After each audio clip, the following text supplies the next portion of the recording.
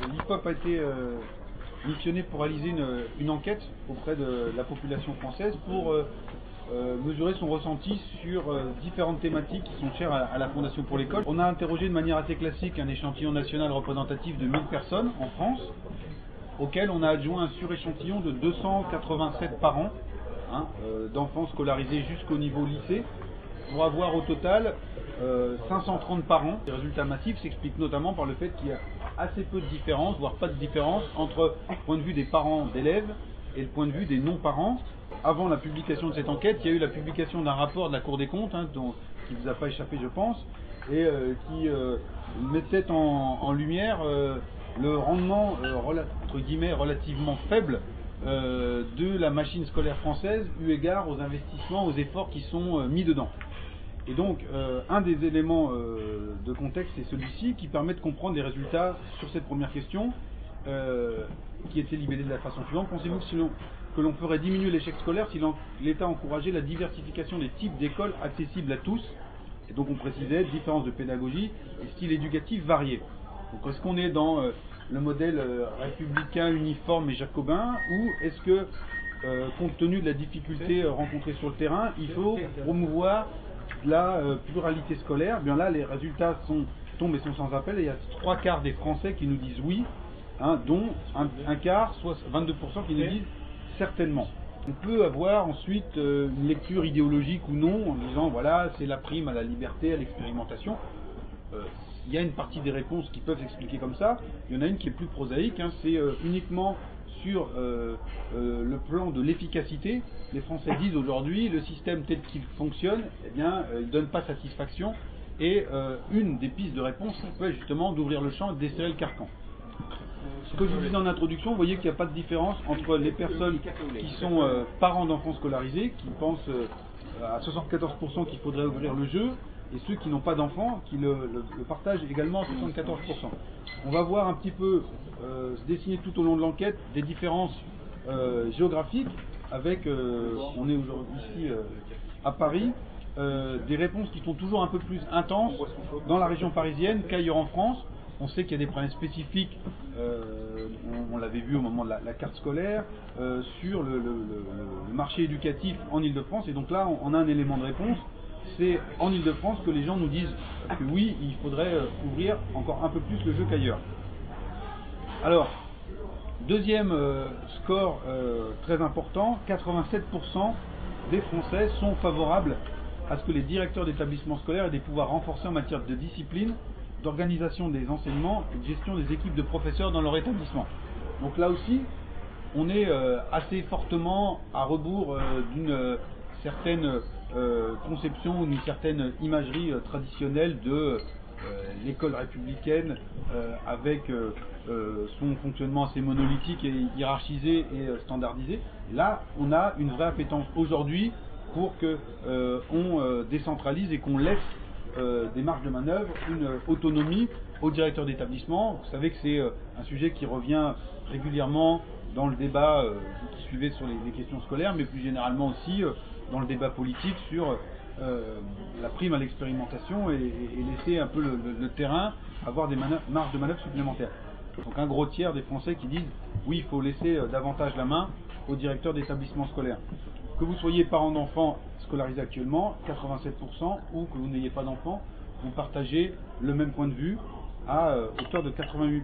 Et encore une fois, l'Île-de-France, l'agglomération parisienne se distingue avec 44% des gens qui sont même tout à fait favorables, contre 37% en moyenne. On a également à 81% d'accord pour dire qu'il faut qu'il puisse avoir la possibilité de recruter son équipe de professeurs pour être en adéquation avec un projet éducatif bien défini qu'il aurait pu mettre en place.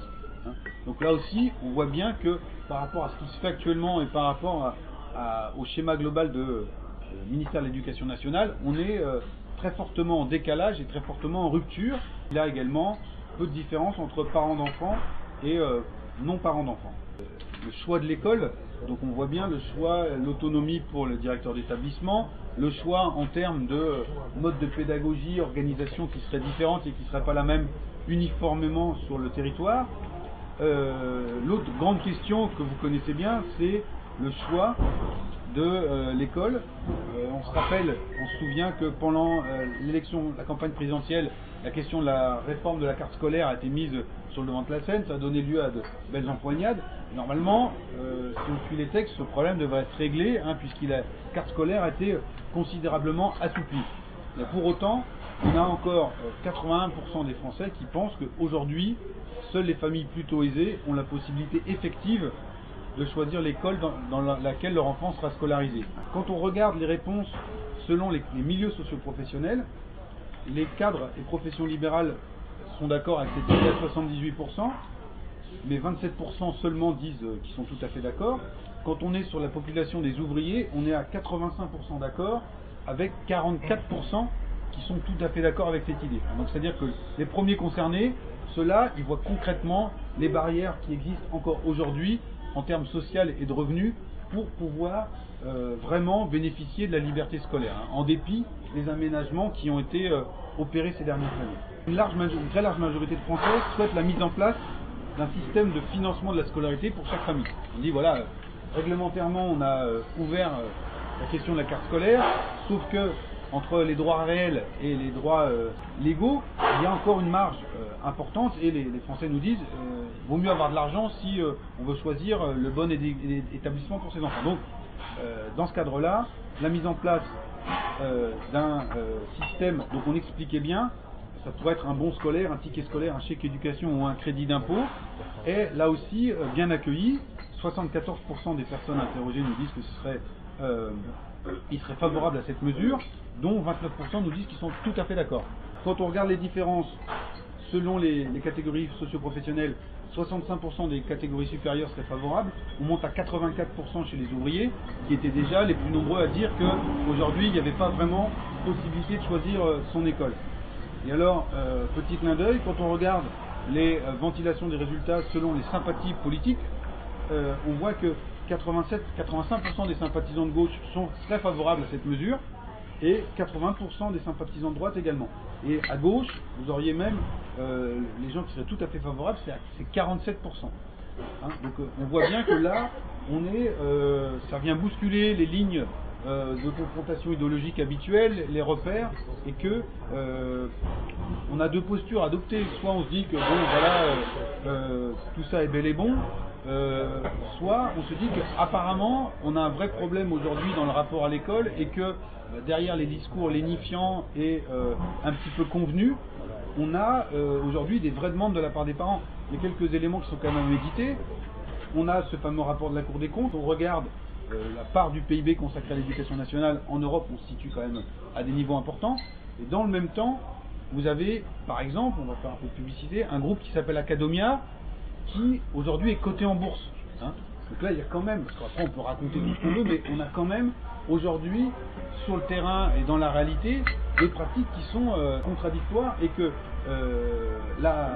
le système éducation nationale, apparemment, ne remplit pas toutes ses fonctions, ne donne pas entière satisfaction. Là, on a essayé de boucler un petit peu la boucle en disant, voilà, on a une demande de la part de la population française, parents d'enfants ou non, pour ouvrir le jeu. On va employer des grands mots, introduire peut-être de la concurrence ou de la diversité dans le système éducatif français. Le corollaire de tout ça, c'est qu'il faut pouvoir avoir une vigie, il faut pouvoir avoir des points de repère. Et donc, l'idée, c'est de savoir quelle est la structure qui pourrait être à même d'évaluer l'ensemble des établissements scolaires publics ou privés et d'en publier des évaluations pour que les parents puissent se faire un choix. Donc on demande, à votre avis, qui ce serait?